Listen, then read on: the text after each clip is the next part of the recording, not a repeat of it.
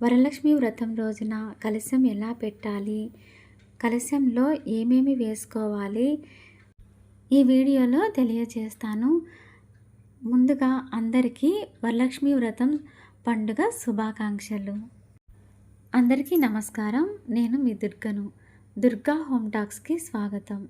అందరూ ఎలా ఉన్నారు? బాగున్నారా? నేను కూడా బాగున్నాను. ఈ వీడియోలో కలశం ఎలా పెట్టాలి, ఇంకా కలశంలో ఏమేమి వేసుకోవాలి, బ్లౌజ్ పీస్ను ఎలా ఫోల్డ్ చేయాలనేది కూడా ఈ వీడియోలో చూపిస్తాను, వివరంగా తెలియజేస్తాను. ఎక్కడా స్కిప్ చేయకుండా చివరి వరకు చూడండి ప్లీజ్. ముందుగా ఇలా కొబ్బరికాయను అలంకరించుకుంటున్నాను. కొబ్బరికాయకు మొత్తంగా ఎక్కడా తెరిపి లేకుండా పసుపును రాసుకోవాలి.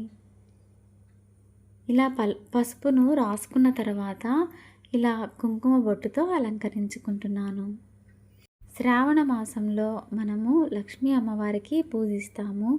అమ్మవారిని కలశ రూపంలో పూజించుకుంటాము. కలశంలో అమ్మవారు కొలువై ఉంటారు.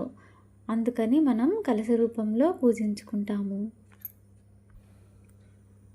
పసుపును ఒక ప్లేటులో వేసుకొని నీళ్ళతో కలుపుకొని ఇలా మొత్తంగా ఎక్కడా తెరుపు లేకుండా రాసుకున్నాను. తర్వాత కుంకుమను కూడా నీళ్ళతో కలిపి ఇలా నామం వచ్చేలాగా దిద్దాను. ఇలా నామం దిద్దిన తర్వాత కింద పెట్టకుండా ఒక ప్లేట్లో పెట్టుకున్నాను. తర్వాత ఒక రాగి చెంబును కానీ, ఇత్తడి చెంబును కానీ, వెండి చెంబును కానీ మనకు ఏది అందుబాటులో ఉంటే అది తీసుకొని ఇలా కలశం చెంబుకి మొత్తంగా పసుపు రాసుకున్నాను.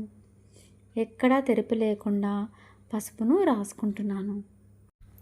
మనం మామూలుగా శ్రావణ మంగళవారాల్లో కానీ కలశాన్ని పెట్టుకుంటాము. ఇంకా వరలక్ష్మి వ్రతం రోజు కూడా కలశాన్ని ఏర్పాటు చేసుకుంటాము. మంగళ శుక్రవారాల్లో కలశాన్ని పెట్టుకొని పూజించుకుంటాము. శ్రావణ మంగళవారం రోజుల్లో గౌరీ వ్రతాన్ని చేసుకునేటప్పుడు కూడా కలశాన్ని ఈ విధంగానే పెట్టుకోవచ్చు. కలశాన్ని మొత్తంగా పసుపు రాసుకొని అలంకరించుకోవాలి. కలశం చెంబును మనం ఇత్తడిలో కానీ, రాగిలో కానీ, వెండిలో కానీ తీసుకోవచ్చు. ఇంకా చిన్న మట్టి కుండతో చేసిన కలశం అయితే ఇంకా శ్రేష్టమైనది. మనకు రాగి కలశం మంచిది. రాగి కలశం కూడా రా కోరుతుంది అని అంటారు పెద్దలు. అందుకని రాగి కలశాన్ని పెట్టుకుంటే ఇంకా మంచిది. తర్వాత కలశం మొత్తానికి పసుపు రాసుకున్న తర్వాత ఇలా చందనం కుంకుమలతో బొట్టు పెట్టుకుంటున్నాను. ఇంకా చందనం కుంకుమతో నామం కూడా దిద్దుకోవచ్చు. ఎలాగైనా అలంకరించుకోవచ్చు. కలశంలోకి ఒక్కసారి అమ్మవారిని ఆహ్వానించిన తర్వాత మనము ఇంకా కదిలించకుండా అలాగే పెట్టుకోవాలి. కలశాన్ని మనం ఉదయం పూట కలశాన్ని ఏర్పాటు చేసుకుంటాము. ఇలా చుట్టూరు చందనం కుంకుమలతో కలశం చెంబుకు బొట్లు పెట్టుకుంటున్నాను. ఇలా రాగి చెంబుకు గంధం బొట్లు, కుంకుమ బొట్లు పెట్టుకున్న తర్వాత ఒక తెల్లరి దారం చెండు తీసుకొని 9 పోగులు వచ్చేలాగా మనం దారాన్ని తీసుకోవాలి. ఇలా దారం చెండు తీసుకొని 9 పోగులు తీసుకుంటున్నాను.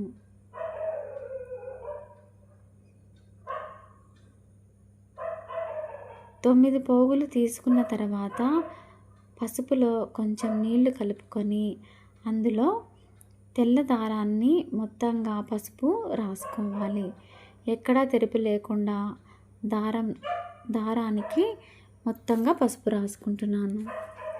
అమ్మవారి కలశానికి పసుపు కొమ్మును కట్టి దారానికి ఈ పసుపు కొమ్మును కట్టడం కోసము దారం తీసుకున్నాను. ఇలా పసుపులో అద్దిన దారానికి పసుపు కొమ్మును కట్టుకోవాలి. ఈ పసుపు కొమ్ముతో పాటు అమ్మవారికి బంగారు కాసు కూడా వేసుకుంటారు.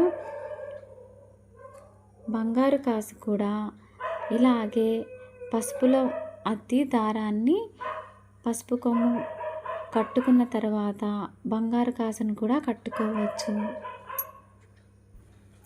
ఇలా 9 పోగులు తీసుకొని పసుపులో అద్దుకున్న తర్వాత ఇలా ఒక పసుపు కొమ్మును తీసుకొని దారానికి కట్టుకుంటున్నాను.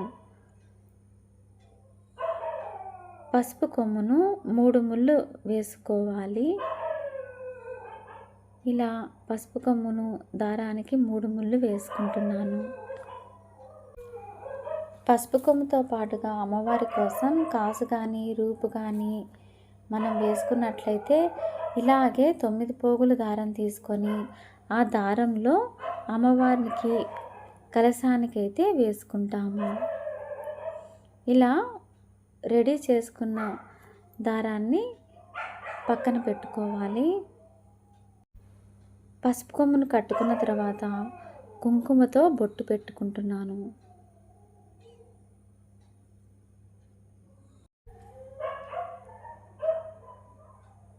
చందనంతో కానీ కుంకుమతో కానీ బొట్టు పెట్టుకోవాలి. ఇంకా మనం మంగళసూత్రంలో వేసుకునే నల్ల పూసలు, ఎర్ర పూసలు, ముత్యాలు అవి కూడా వేసుకొని పూసలు అన్నీ ఒక దారానికి కట్టుకొని కూడా ఇలా వేసుకోవచ్చు. తర్వాత కలశం మీద మనము బ్లౌజ్ పీస్ని తీసుకొని కొత్తది ఇలా ఫోల్డ్ చేసుకొని మనం కలశం మీద వేసుకుంటాము. ఎలా ఫోల్డ్ చేశాననేది ఈ వీడియోలో చూపిస్తున్నానండి. ఇలా 4 మడతలు వచ్చేలాగా ఇలా పెట్టుకున్న తర్వాత కోన్ ఆకారంలో వచ్చేలాగా మనము ఫోల్డ్ చేసుకుంటూ రావాలి. ఈ విధంగా వీడియోలో చూపించిన విధంగా ఇలా అనుకొని ఇలా 4 మడతలు వేసుకున్న తర్వాత మన వైపున ఇలా ముందుకు ఇలా రావాలి.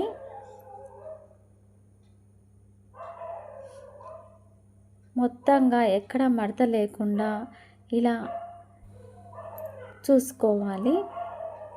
తర్వాత ఇలా ఫోల్డ్ చేసుకుంటున్నాను. అంచులు ఇలా రావాలి.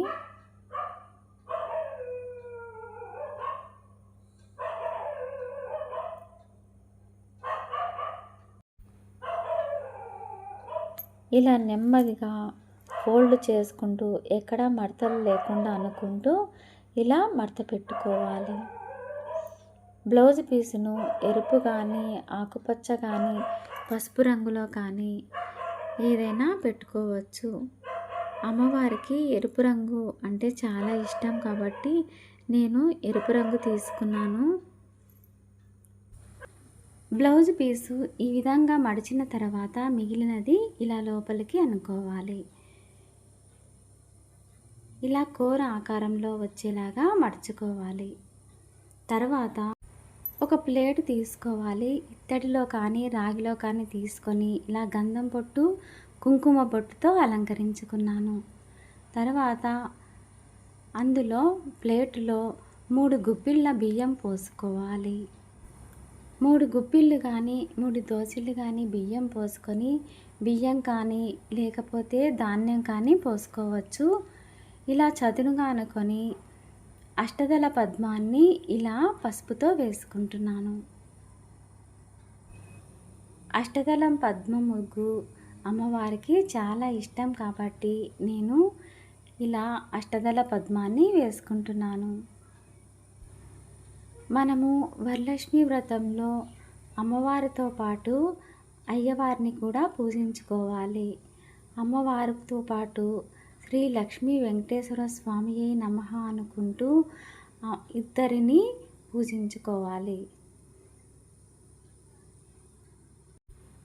పూజలో లక్ష్మీ అమ్మవారితో పాటు వెంకటేశ్వర స్వామి విగ్రహాన్ని కూడా పెట్టుకొని పూజిస్తే అమ్మ చాలా సంతోషపడుతుంది.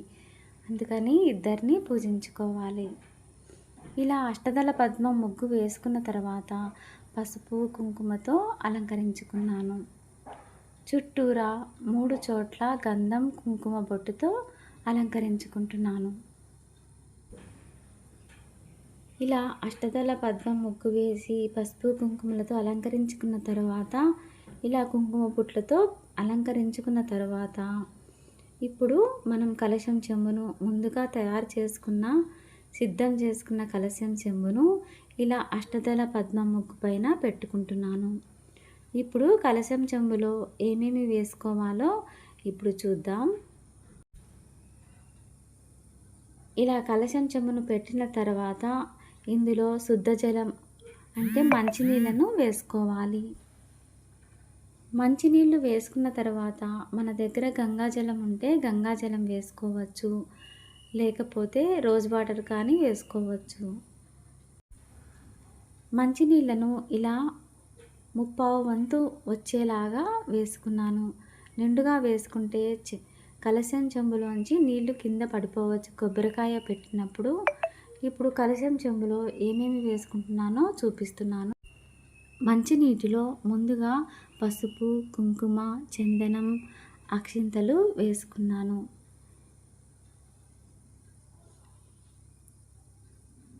ఇంకా సువాసన భరితంగా ఉండడానికి ఇంకా మనము పచ్చకర్పూరము, ఇలా జవ్వాది పొడి కొంచెంగా తీసుకొని వేసుకుంటున్నాను.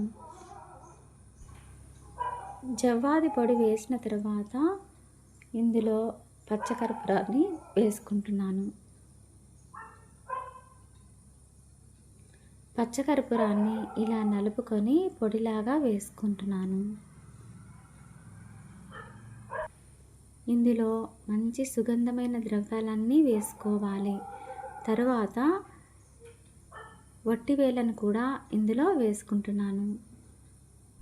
మనం నవరాత్రి పూజకైనా, శ్రావణ మంగళ గౌరీ వ్రతాలకైనా ఇలాగే కలశాన్ని స్థాపించుకోవచ్చు. ఇందులో కొన్ని ఇలా ముక్కలుగా చేసి ఇలా వట్టివేలను ఇందులో మంచినీళ్ళలో వేసుకున్నాను. తర్వాత ఒక రూపాయి కాయను కానీ, రాగి కాయను ఉంటే రాగి కాయను వేసుకోవాలి. నేను ఇక్కడ రాగి కాయను వేసుకుంటున్నాను.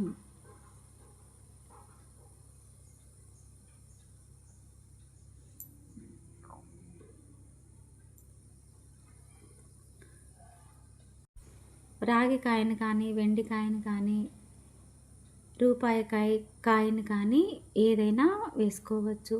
తర్వాత 3 యాలకులను కూడా వేసుకుంటున్నాను.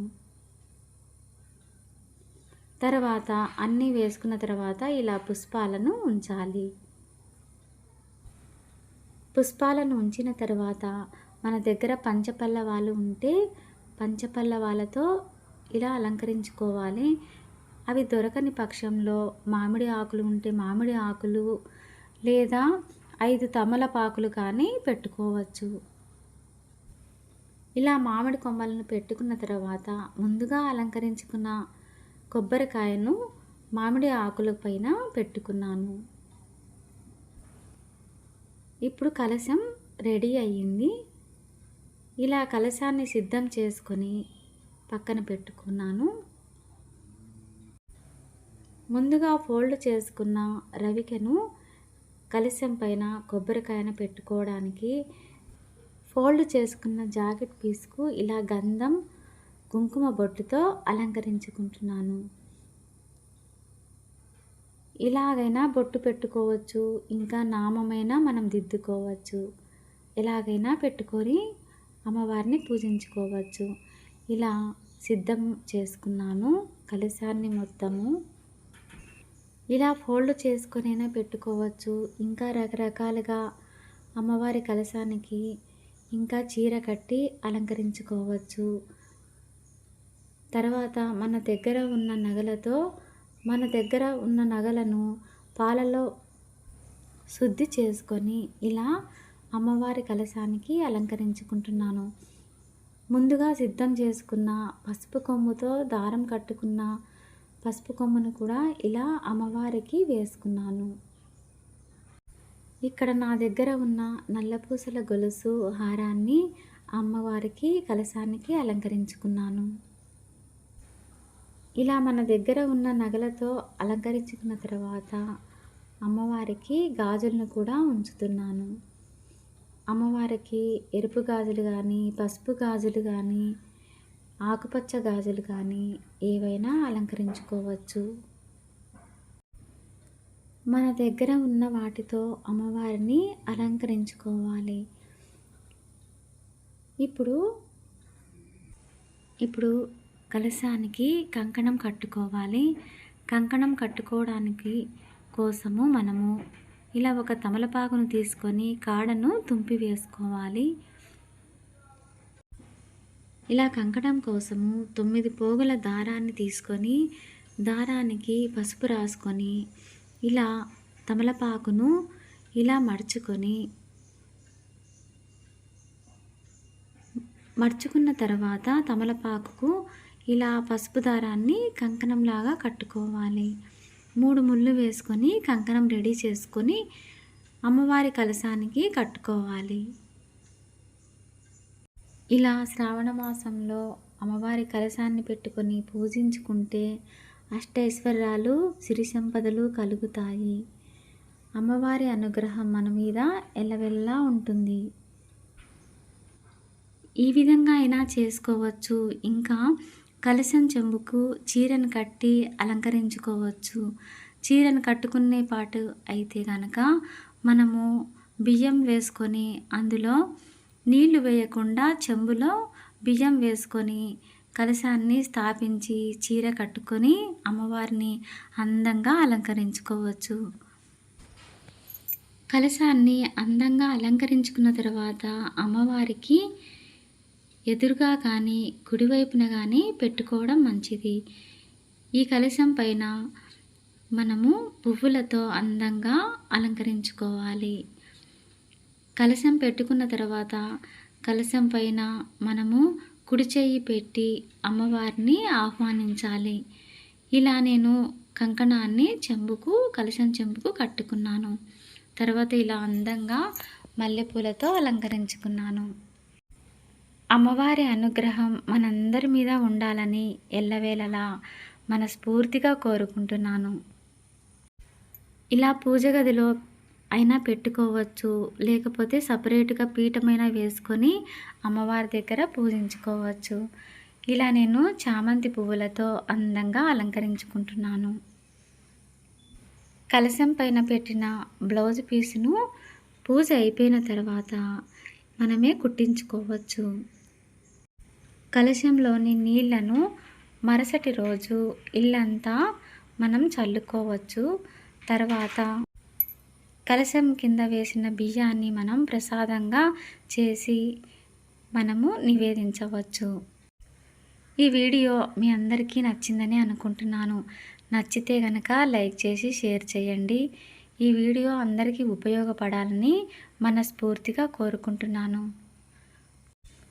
ఈ వీడియో నచ్చితే కనుక లైక్ చేసి షేర్ చేయండి. మరిన్ని మంచి వీడియోల కోసం దుర్గా హోమ్ టాక్స్ ఛానల్ని సబ్స్క్రైబ్ చేసుకోండి ప్లీజ్. మరో మంచి వీడియోతో మీ ముందుకు వస్తాను. మీ దుర్గా.